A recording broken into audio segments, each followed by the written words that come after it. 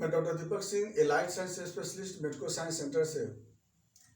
आज हम लोग practice of medicine, clinical medicine का एक टॉपिक डील कर रहे हैं, पायूरिया।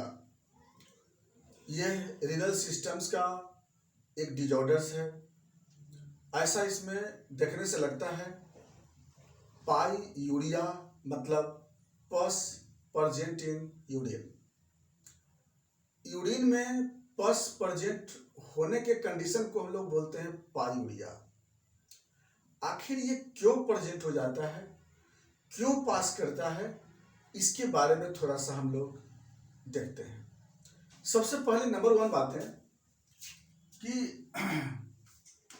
जैसे ये वुमेन्स कैप्सूल और यहाँ पर ट्यूब्यूल्स है, बहुत सारी बातों को हम जिक्र नहीं कर रहे हैं। वहाँ पे हम लोग सीधा जिक्र कर रहे हैं, यहाँ पर ब्लैडर के बारे में बात कर रहे हैं, जहाँ पर यूरेटर यहाँ से आवेगी और सीधा हम लोग ब्लैडर की बात चलते हैं।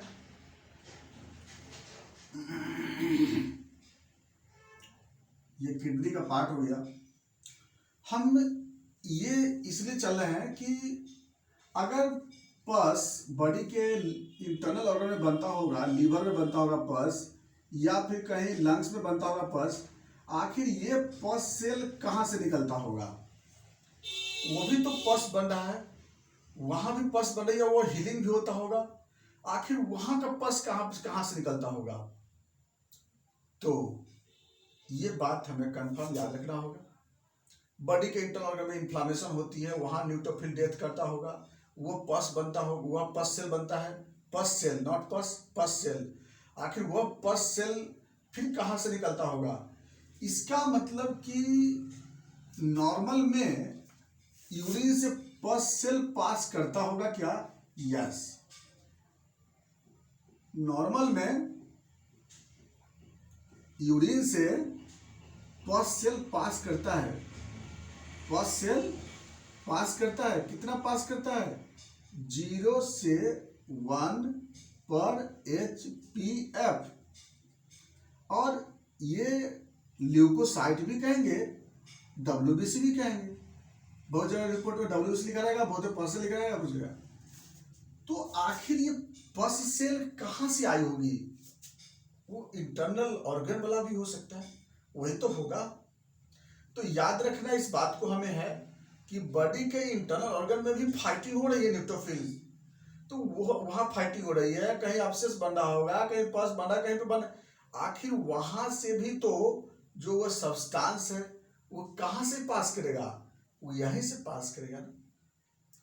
तो नॉर्मल में जब नॉर्मल तो उतना पास करता है, ठीक है, इससे यूरिन में किसी तरह का ना कलर पे चेंजेस होती है, ना किसी तरह का सिम्टम पे इफेक्ट होती है।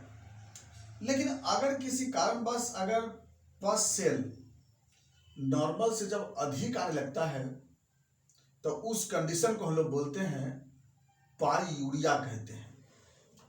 नॉर्मल से जब ज्यादा पास करने लगता है तब उसको हम लोग बोलते हैं पायूरिया।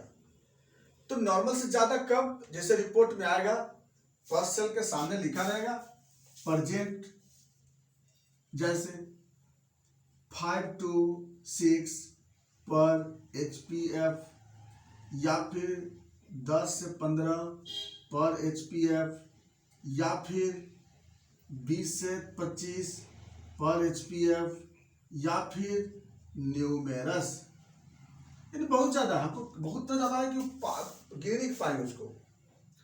तो इसका मतलब ये हो गई कि पस सेल 3 कंडीशन में पास कर सकता है।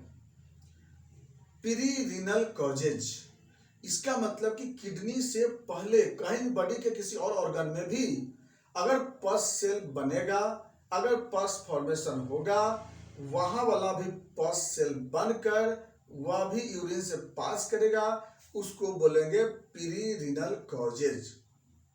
दूसरा, किडनी में अगर प्रॉब्लम होगा तो उसके कारण जो पस अगर बनती है वह जो पास करेगा उसको बोलेंगे हम लोग रीनल पायूरिया या रीनल कॉजेज।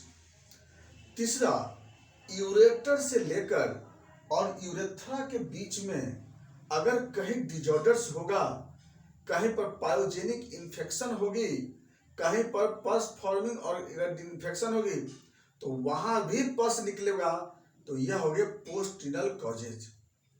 अब आपको एक बड़ा कंफ्यूजन हो गया, ये तीनों को कैसे डिफरेंशिएट कर पाएंगे? तो डिफरेंशिएशन होती है, पोस्ट रीनल कॉज में पस अगर आता है तो पस के साथ कास्ट भी आता है, लेकिन प्रीरिनल कॉज में कास्ट कभी नहीं आता है। तो ये अच्छा, रीनल कॉज में अल्बुमिन भी आवेगा, आरबीसी भी आवेगा। तो यार हाँ, ऐसा नहीं है, आरबीसी तो इसमें भी पास करेगा। तो तीनों में अंतर आ जाएगी कि प्रीरिनल कॉज में ओनली पस सेल, रीनल कॉज में आरबीसी भी, अल्बुमिन भी, और पोस्ट रीनल कॉज में आरबीसी और कास्ट। तो इसी से डिफरेंशिएट कर लेते हैं कि किस जगह से पस आ रहा होगा।